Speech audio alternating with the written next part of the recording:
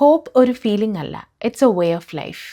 ഒരു ക്വയറ്റ് ഡിസപ്പോയിൻമെൻറ്റിന് ശേഷം വീണ്ടും ട്രൈ ചെയ്യുന്നത്, തീരെ എനർജി ഇല്ലാഞ്ഞിട്ടും വിഡ്രോ ചെയ്യാണ്ട് ഷോ അപ്പ് ചെയ്യുന്നത്, ചില കണക്ഷൻസ് ഹേർട്ട് ചെയ്തെങ്കിലും വീണ്ടും നല്ല ബന്ധങ്ങളോട് ഓപ്പൺ ആയിട്ടിരിക്കുന്നത്, ഇന്നലെ നിങ്ങളുടെ ഫേവറിനല്ലാതിരുന്നിട്ടും ഇന്ന് അങ്ങനെ ആവും എന്ന് കരുതി ആക്ട് ചെയ്യുന്നത്. ഹോപ്പ് എന്ന ഫീലിംഗ് ഒരു പോയിന്റിൽ നഷ്ടപ്പെട്ടാലും ആ ഫീലിംഗിൻ്റെ ആബ്സെൻസിലും നിങ്ങൾ എങ്ങനെ ആക്ട് ചെയ്യുന്നു എന്നതാണ് ഹോപ്പ്.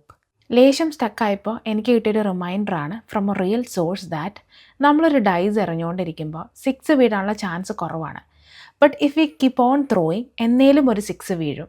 പിന്നീട് ഇത് ആലോചിച്ചപ്പോൾ എന്നേലും ഒരു 6 വീഴും എന്നതിനേക്കാളും this very act of keep on throwing, അത് തന്നെയല്ലേ ഹോപ്പ്. എല്ലാം ഒറ്റയടിക്ക് ബെറ്റർ ആവില്ലെന്നേ, but if you keep on trying, showing up and putting in real efforts, isn't that hope already?